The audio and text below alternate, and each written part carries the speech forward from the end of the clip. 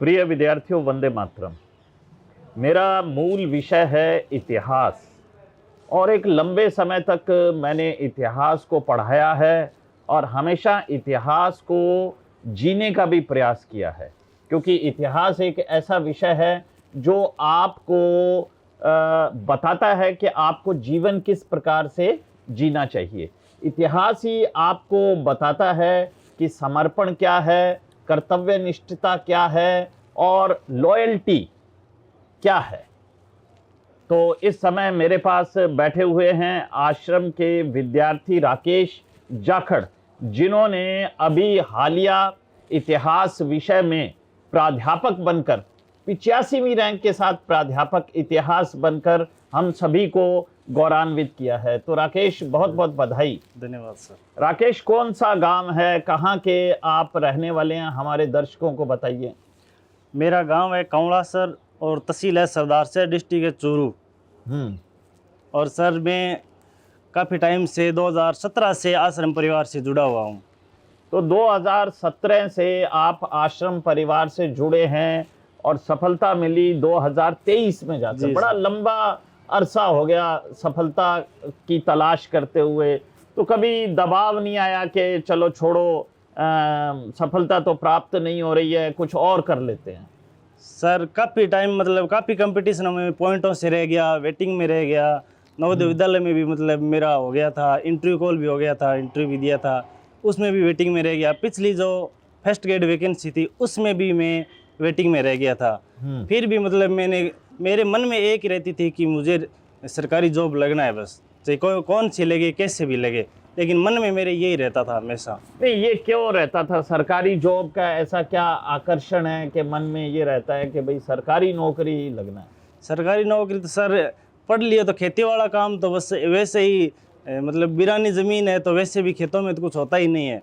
तो बस last option ये एक ही था कि बढ़ना है तो पढ़ लिख कर और सरकारी नौकरी लगना है बस। तो इसमें आपके मित्रों की भी काफ़ी भूमिका रही होगी आपको सरकारी नौकरी के लिए प्रेरित करने में। ज़रूर सर, मेरे साथ में थे राम जी बूढ़िया, रामपुरी जी गोस्वामी, हम तीन साथ में रहते थे रूम, और तीनों का इस बार फर्स्ट ग्रेड में तीनों का चयन हो गया सर। अच्छा, और अच्छा। 10x10 के रूम में हम तीनों रहते थे। 10x10 के रूम में आप रहते थे यहीं सूरतगढ़ में? जी सर। तो फिर तो बहुत ही चुनौतीपूर्ण और जटिल काम होगा कि भाई 10x10 के रूम में रह रहे हैं, तो पूरे 3 आदमी तो फिट आने ही बहुत मुश्किल होते होंगे। फिट आने सर क्या है कि ऐसे हम करते थे कि एडजस्ट है, क्योंकि पहले रामपुरी जी और राम जी रहते थे, उसके बाद मैं आ गया कि मैं आपके साथ ही रहूँगा, मैं दूसरी कहीं जगह नहीं रहूँगा।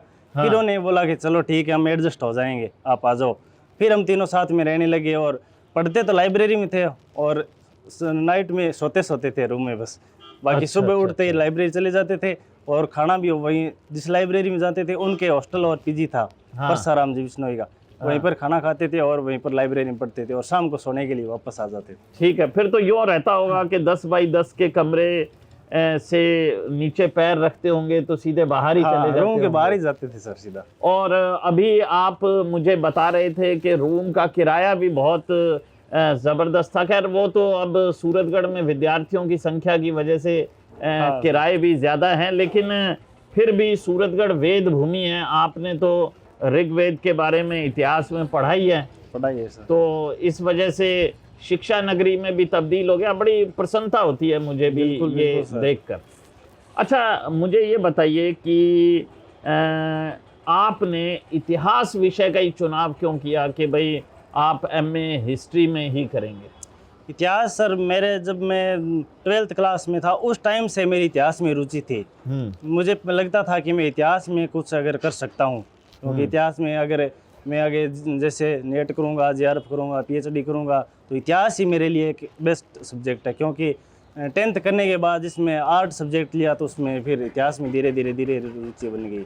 अच्छा, अब गांव में और परिवार में कैसा माहौल है आपके चयन के पश्चात? अब तो सर खुशी का माहौल है, बहुत बढ़िया माहौल है सर। ज़बरदस्त, सब प्रसन्न है एकदम सर। ठीक है। अच्छा, ऐसा है कि आप हमारे युवा विद्यार्थियों को क्या संदेश देना चाहेंगे कि किस प्रकार से तैयारी करें और किस प्रकार से काम करें, किस प्रकार से जीवन जिएं? क्योंकि मैंने अभी कहा कि इतिहास तो ये सिखाता है कि व्यक्ति को जीना कैसे चाहिए। इतिहास सर हमें यही सिखाता है। मुझे मेरे साथी कई साथी पूछते हैं कि मतलब आपने इसे कैसे तैयारी की, कैसे मतलब आपने ये किया, तो मेरा तो सिर्फ एक ही मतलब उनके आंसर रहता है कि परिश्रम परिश्रम और परिश्रम। मतलब कठोर परिश्रम ही है जो मतलब एक मेहनत सफलता के मुकाम तक पहुंचाता है। बिल्कुल आपकी बात सत्य है। और सर आश्रम से मैं 2017 से जुड़ा हुआ हूँ। मतलब निरंतर टेस्ट सीरीज जो हम रेगुलर टेस्ट देते हैं उससे मतलब बहुत फ़ायदा होता है, क्योंकि हमारी जो कंटिन्यूटी है वो रहती है। हम जो कुछ याद नहीं होता है वो मतलब दोबारा जैसे जैसे याद हो जाता है, उससे सर बहुत फ़ायदा होता है। इससे बिल्कुल, मुझे बहुत सफलता मिली सर इसमें। बिल्कुल मैं ये मानता हूँ कि रेगुलर क्लास में आएँ और नोट्स बनाएं और टेस्ट प्रैक्टिस करें तो आपकी सफलता बिल्कुल सुनिश्चित है। तो राकेश जी, एक बार पुनः आपको बहुत बहुत शुभकामनाएं, बधाइयाँ जी सर। और आशीर्वाद। धन्यवाद सर। जय हिंद, जय भारत, जय राजस्थान।